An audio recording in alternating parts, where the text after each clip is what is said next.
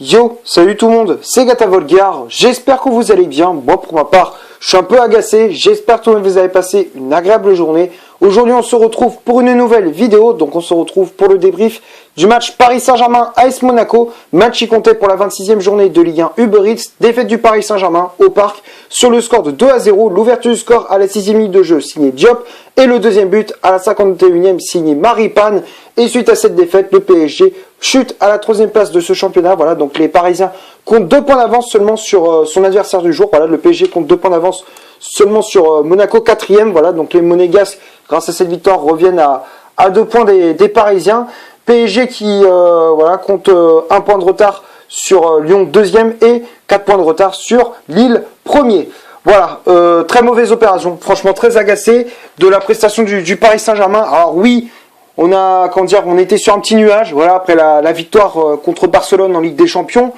Mais là, ça a été très compliqué, voilà, contre Monaco. Là, c'était le retour à la réalité était très très difficile.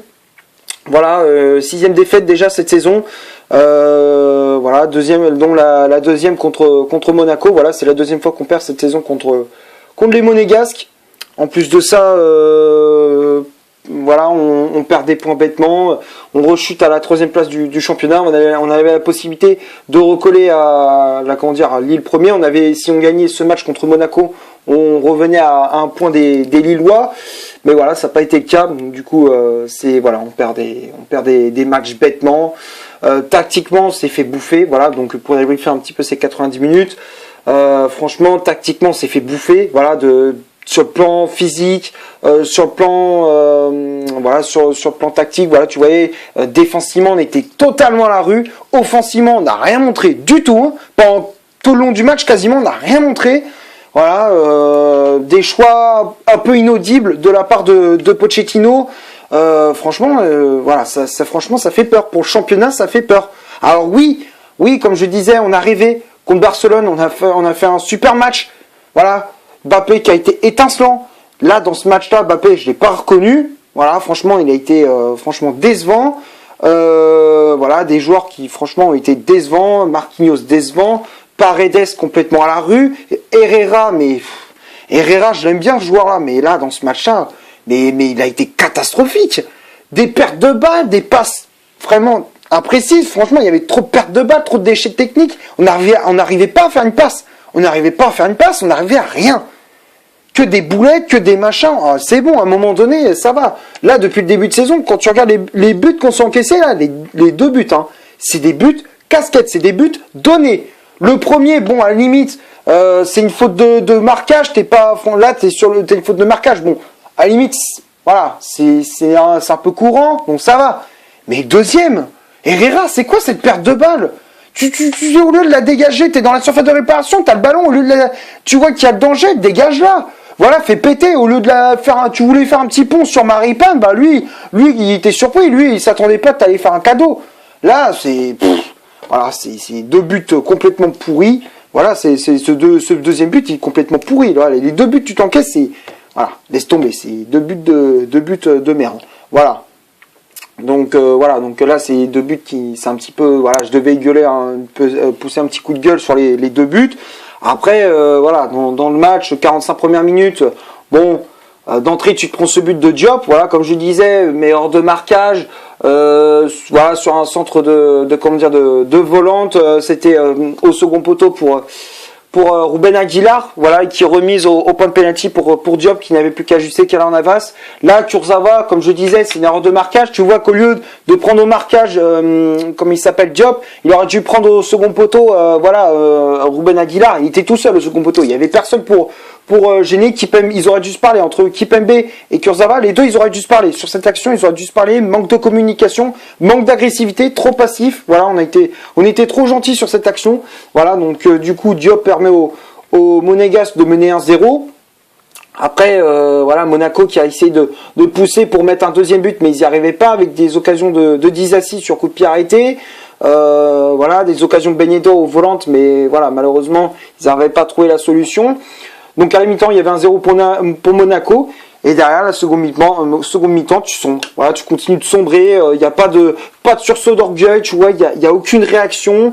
Comme je disais, le deuxième but, Herrera, tu me fais, c'est quoi, qu'est-ce que tu me fais là, la perte de balle, tu fais une perte de balle bêtement. Maripane qui, voilà, sans élan, sans contrôle, enchaîne avec une frappe qui contourne Marquinhos. Voilà, c'était une frappe à moitié enroulée, moitié écrasée aussi. Ça va battre Keylor Navas pour, voilà, pour la deuxième fois de cette partie. Voilà, donc Navas qui est battu 2 fois. Et donc du coup à la 51e minute de jeu, Monaco qui fait le break, 2-0. Après bon, Pochettino il a fait ses choix en faisant rentrer, voilà, il a fait ses changements après le deuxième but, il a fait rentrer Rafinha et Verratti.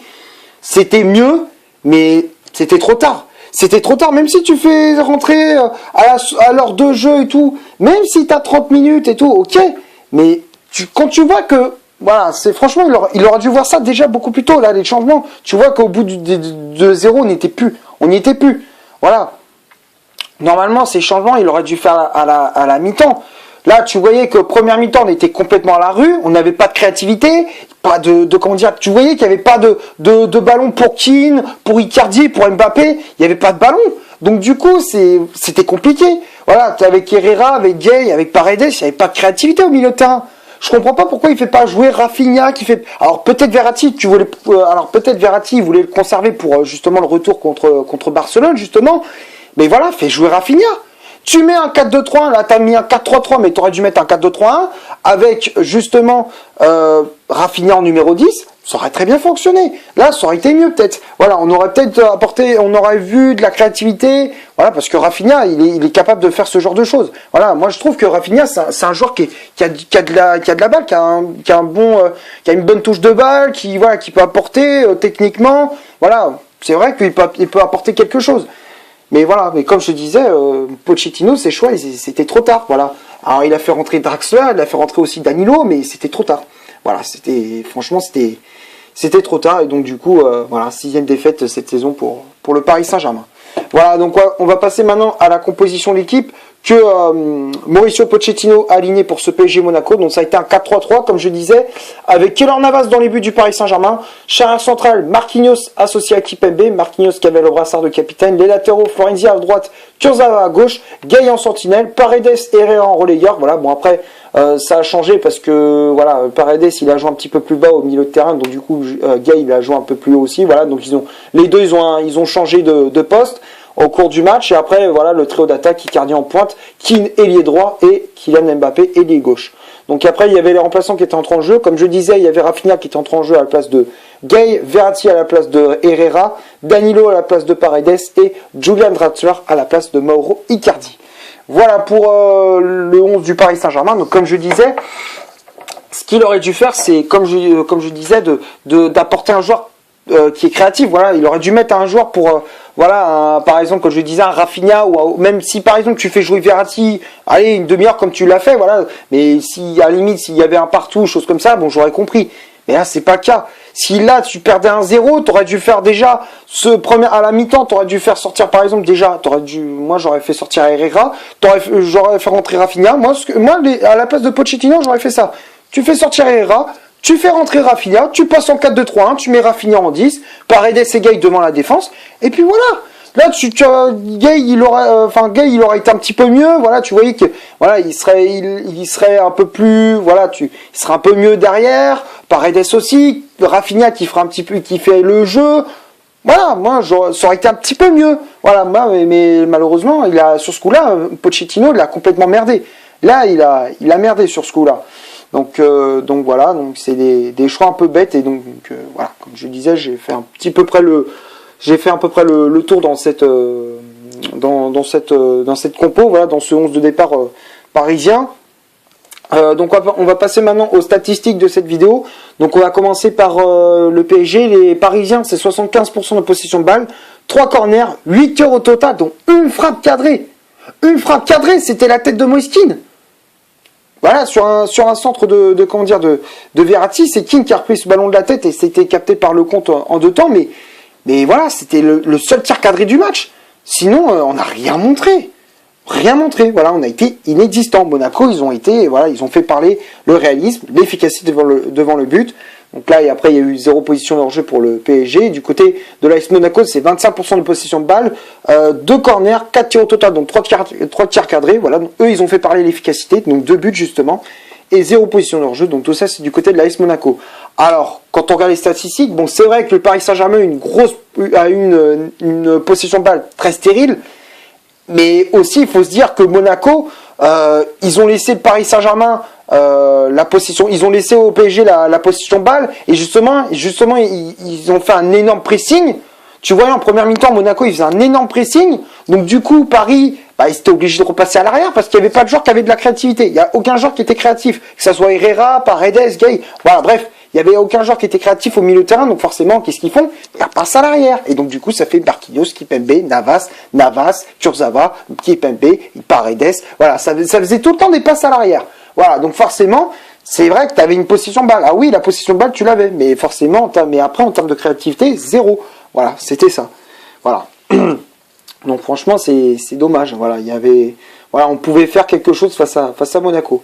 Voilà, donc après les tops et les flops, bon, c'est pas compliqué. Pour moi, toute l'équipe a été à la ramasse. Voilà, à part 2 joueurs, pour moi, comme je disais, Rafinha et Verratti. Rafinha et Verratti, pour moi, les deux, dès qu'ils sont rentrés en jeu, il y avait du mieux. Franchement, tu voyais, le jeu parisien, c'était mieux. Mais voilà, comme je disais, les changements, ils étaient trop tard. Voilà, moi j'aurais fait, comme je disais, faire rentrer Rafinha. Voilà, Rafinha, même si qu'on l'aime ou qu'on l'aime pas, lui, au moins, il fait du bien au Paris Saint-Germain. Quand Neymar n'est pas là, quand il n'y a pas la créativité à Neymar, au moins, tu as Rafinha qui est là, et Verratti qui peut apporter aussi cette créativité. Donc, ça peut faire du bien au milieu de terrain. Ça peut faire vraiment... voilà, ça peut apporter de la créativité, ça peut apporter de la grinta aussi, parce que les deux joueurs, ils peuvent avoir de l'agnac au tout, et aussi. Donc, voilà, c'est dommage.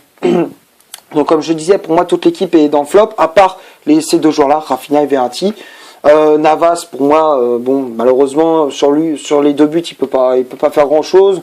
Voilà, donc voilà. Après, c'est vrai qu'il a rassuré, mais voilà, c'était pas suffisant. Après la défense, Marquinhos, Kimpembe, ils sont fait manger. Les latéraux, pareil, ils sont fait bouffer de A à Z. Le milieu de terrain, totalement à la ramasse. Herrera, catastrophique. Paredes complètement bouilli. Voilà, tu voyais que là, au milieu de terrain, il était bouilli. Après le match qu'il a fait contre Barcelone, je peux comprendre, mais là, tu voyais que là, dans ce match-là, il était bouilli, il était cuit, il avait plus rien dans les jambes. Depuis le match contre Barcelone, Gay pareil. Après le trio d'attaque, Keane, Icardi et Mbappé, les 3, ils étaient inexistants. Tu voyais Mbappé, dès qu'il avait le ballon, il savait pas quoi faire. Il faisait ses gestes techniques, ses gris-gris à la con. Icardi, voilà, on l'a quasiment pas vu du match. Moiskin, malheureusement, là, voilà, pour lui, il a, à part une occasion en fin de match, pas grand-chose non plus.